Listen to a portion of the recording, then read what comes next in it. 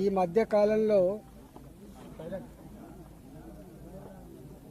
హైదరాబాద్ చుట్టుపక్కల 30 ఏళ్ల క్రితం 40 ఏళ్ల క్రితం చిన్న ఉద్యోగాలు చేసుకునేవాళ్ళు, చిన్న వ్యాపారం చేసుకునేవాళ్ళు. ఆనాడు భూములు కొనుక్కొని ఇల్లు కట్టుకుంటున్న సందర్భంలో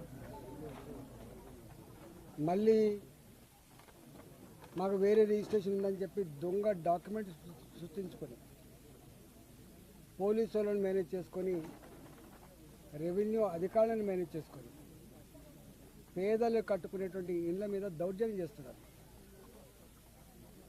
మొన్న అరుంధతి నగర్లో, బాలాజీ నగర్, జవహర్ నగర్లో ఇట్నే చేస్తే మేము పోయి వచ్చినాం. పేదలు వాళ్ళు 40 గజాలు 60 గజాలలో ఇల్లు కట్టుకునేటువంటి పేదలు వాళ్ళు 40,000 50,000 జమ చేసుకొని ఒక రేకుల షెడ్ వేసుకుంటే కూలగొట్టిపోతున్నారు. 50,000 రూపాయల నుంచి 2 లక్షల రూపాయలు ఇస్తే తప్ప పేదలు ఆ రేకుల షెడ్ వేసుకునే పరిస్థితి లేదు. దాని మీద నేను రెవెన్యూ మంత్రి గారితో మాట్లాడినా, కలెక్టర్ గారితో మాట్లాడినా, సిపి గారితో కూడా మాట్లాడినా. నేను 6 నెలలు అవుతుంది భారతీయ జనతా పార్టీ ఎంపీకి ఇక్కడ గెలిచి.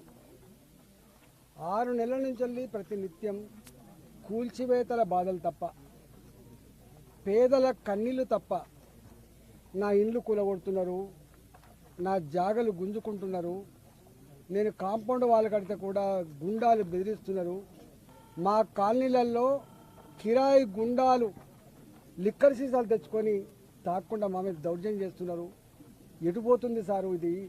ఇంత పెద్ద విశ్వనగరం అని చెప్తా ఉన్నారు, ఇంత గొప్ప పోలీస్ అని చెప్తా ఉన్నారు, పేదల ప్రాణాలకు రక్షణ లేకుండా పోతుందని చెప్పి కన్నీళ్లు పెడతా ఉన్నారు.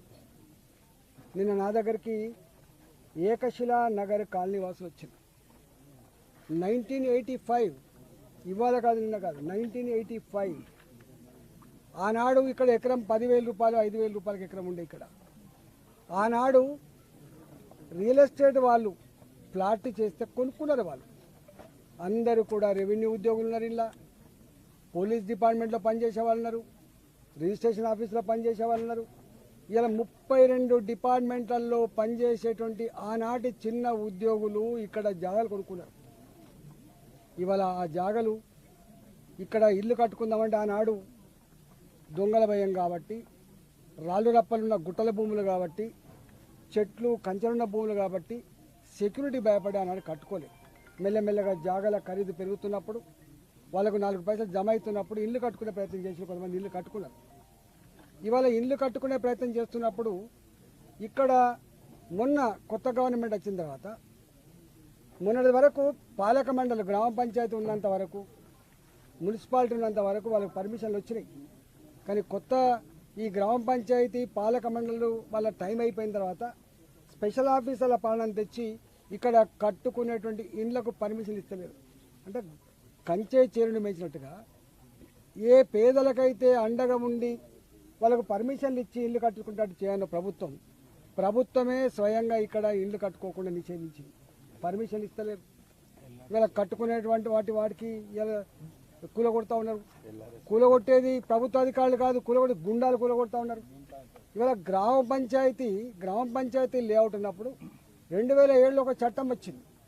గ్రామ పంచాయతీ లేఅవుట్లు ఐసీసీ కట్టుకోవద్దు, ఎల్ఆర్ఎస్ కింద మళ్ళీ రెగ్యులైజ్ చేసుకోవాలి.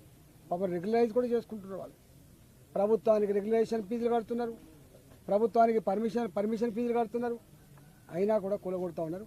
ఇవాళ నేను వచ్చిన ఇక్కడికి ఫీల్డ్ మీద నేను అనేక సార్లు రాచకొండ సిపి గారితో మాట్లాడినా, అనేక సార్లు మల్కాగిరి కలెక్టర్ గారితో మాట్లాడినా, అనేక సార్లు ఇక్కడ ఉన్న డీసీపీలతో మాట్లాడినా, నేను స్వయంగా రెవెన్యూ మంత్రి శ్రీనివాసరెడ్డి గారితో కూడా మాట్లాడినా. నేను ఇలా పోతున్నా అని చెప్పి ఇక్కడికి వస్తే నేను ఇక్కడ పార్లమెంట్ సభ్యుడిగా ఉన్నాగా, నేను ప్రజలతో మీటింగ్ పెట్టుకొని ఉన్నాగా, ఇలా గుండాలు ఇక్కడ లిక్కర్ బాటిల్ తెచ్చుకొని బీరి సీసాలు తెచ్చుకొని తాక్కుంటా ఇక్కడ దౌర్జన్యం చేసే ప్రయత్నం చేస్తున్నారు. రాత్రి నేను ఇక్కడికి వస్తున్నాను తెలిసి మీరు ఎంపీ గారు వస్తున్నట, మీరు ఎంపీ గారి దగ్గర పోయినట, మీ సంగతి చెప్తామని చెప్పి మహిళల మీద దౌర్జన్యం చేస్తారు. నేను అడుగుతా ఉన్నా సిపి గారికి, టెంట్ వేసుకొని టెంట్ కాలబెడతాం అంటే ఎంపీ గారు వచ్చే టెంట్ కూడా కాలబెట్టే స్థాయికి ఎదిగిందంటే పోలీసులారా మీరు ఎవరికి రక్షణగా ఉన్నారు? ప్రజలకు రక్షణగా ఉన్నారా, గుండాలకు రక్షణ ఉన్నారా, ల్యాండ్ బ్రోకర్లకు రక్షణ ఉన్నారా, డబ్బులు ఇచ్చే వాళ్ళ రక్షణ ఉన్నారా ఆలోచించుకోవాలి. ఇలా ఒకనాడు తెలంగాణ పోలీస్ అంటే ఇంత ఇజ్జత్ ఉండేది, ఇంత గౌరవం ఉండేది. కానీ ఇలా తెలంగాణ పోలీస్ అంటే ఇజ్జత్ లేకుండా పోయింది, గౌరవం లేకుండా పోయింది. మీరు ఆలోచించుకోమని చెప్పి హెచ్చరిస్తానా. నేను ఇక్కడ ఉన్నా ఎవడొస్తాడో, ఎవడు దౌర్జన్యం చేస్తాడో, ఒకవేళ మీరు కనుక కంట్రోల్ చేయకపోతే, ప్రజల ఆస్తులకు రక్షణ మీరు ఉండకపోతే, ప్రజల ప్రాణాలకు కనుక పోలీస్ డిపార్ట్మెంట్ రక్షణ ఉండకపోతే, అదేందో మేమే మా చేతిలో తీసుకోవాల్సి వస్తుంది. మేమే గుండాలకు బుద్ధి చెప్పాల్సి వస్తుంది, మేమే ల్యాండ్ బ్రోకర్లకు బుద్ధి చెప్పాల్సి వస్తుంది, మేమే ఈ చిల్లరగాళ్లను తరిమికొట్టే పరిస్థితి అని చెప్పి హెచ్చరిస్తా ఉన్నా.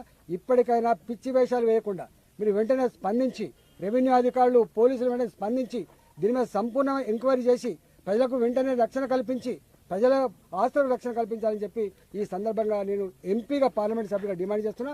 లేకపోతే ఎంపీగా, మా కార్యకర్త, భారతీయ జనతా పార్టీ కార్యకర్తలుగా మేమే మా ప్రజల్ని కాపాడుకుంటాం, మేమే ప్రజల ఆస్తులకు రక్షణ ఇస్తామని చెప్పి ఈ సందర్భంగా తెలియజేస్తా ఉన్నాం.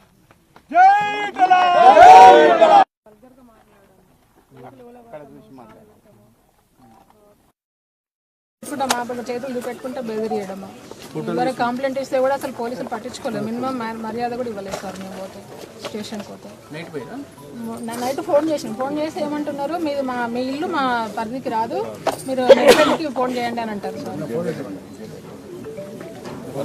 టెంట్ వేస్తే ఇవ్వడం సోబడి వేస్తారు అక్కడ అని చాలా వల్గర్గా మాట్లాడారు సార్. లేడీస్ అని కూడా చూడలేదు.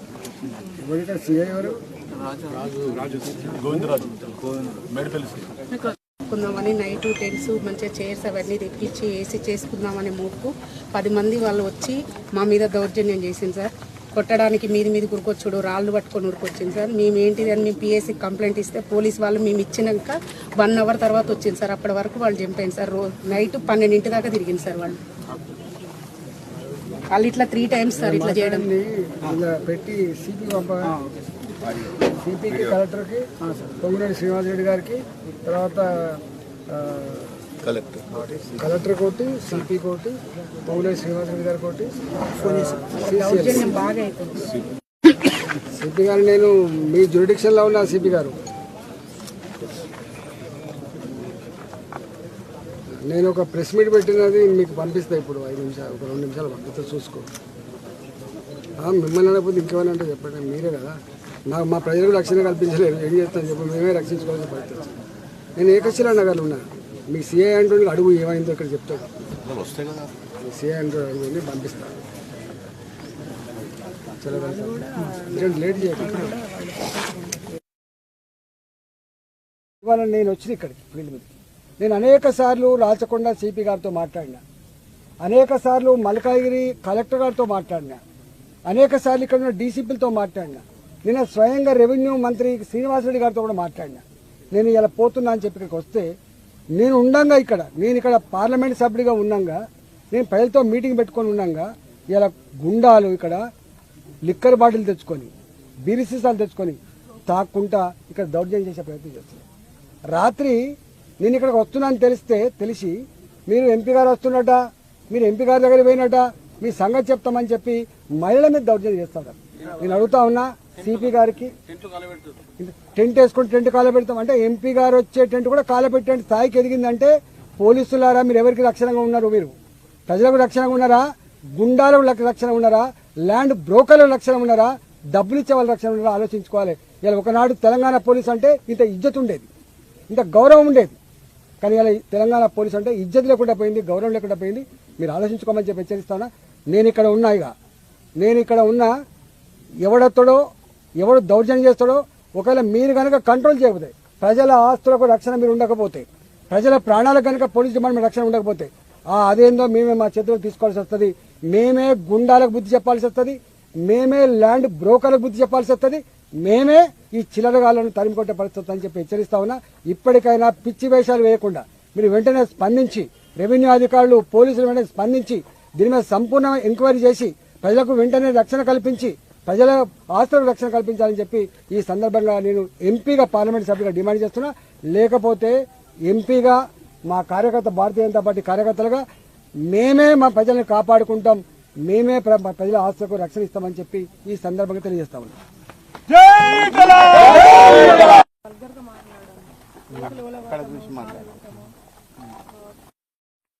చూపెట్టుకుంటా మా చేతులు చూపెట్టుకుంటా బెదిరియడము ఎవరు కంప్లైంట్ ఇస్తే కూడా అసలు పోలీసులు పట్టించుకోలేదు. మినిమం మర్యాద కూడా ఇవ్వలేదు సార్. మేము పోతే స్టేషన్కి పోతే నైట్ ఫోన్ చేసి ఏమంటున్నారు, మీ ఇల్లు మా పరిధికి రాదు, మీరు నెట్కి ఫోన్ చేయండి అని అంటారు సార్. టెంట్ వేస్తే ఇవ్వడం సోమని వేస్తారు అక్కడ అని చాలా వల్గర్గా మాట్లాడారు సార్. లేడీస్ అని కూడా చూడలేదు.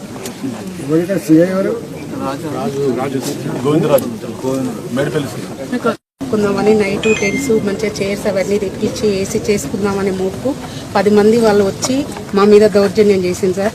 కొట్టడానికి మీది కురుకొచ్చుడు, రాళ్ళు పట్టుకొని ఉరికొచ్చింది సార్. మేము ఏంటిది అని మేము పిఎస్సి కంప్లైంట్ ఇస్తే పోలీస్ వాళ్ళు మేము ఇచ్చినాక 1 అవర్ తర్వాత వచ్చింది సార్. అప్పటి వరకు వాళ్ళు చంపాయింది సార్. నైట్ 12 దాకా తిరిగింది సార్ వాళ్ళు ఇట్లా 3 టైమ్స్ సార్ ఇట్లా చేయడం పెట్టి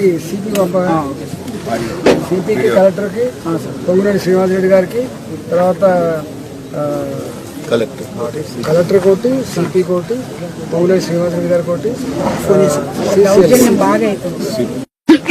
సిపి గారు నేను మీ జ్యూడిక్షన్లో ఉన్న సిపి గారు నేను ఒక ప్రెస్ మీట్ పెట్టినది మీకు పంపిస్తా. ఇప్పుడు 5 నిమిషాలు ఒక 2 నిమిషాలు పంపిస్తా, చూసుకో. మిమ్మల్ని అనకపోతే ఇంకేమైనా అంటే చెప్పండి, మీరే కదా. మా ప్రజలకు రక్షణ కల్పించలేదు, ఏం చేస్తాను చెప్పి మేమే రక్షించుకోవాల్సిన పరిస్థితి. నేను ఏకశిలా నగర్లో ఉన్నా. మీ సిఐ అంటూ అడుగు ఏమైందో ఇక్కడ చెప్తాడు. మీ సిఐ అంటూ అడుగుని పంపిస్తాను. చాలా లేట్ చేయకుండా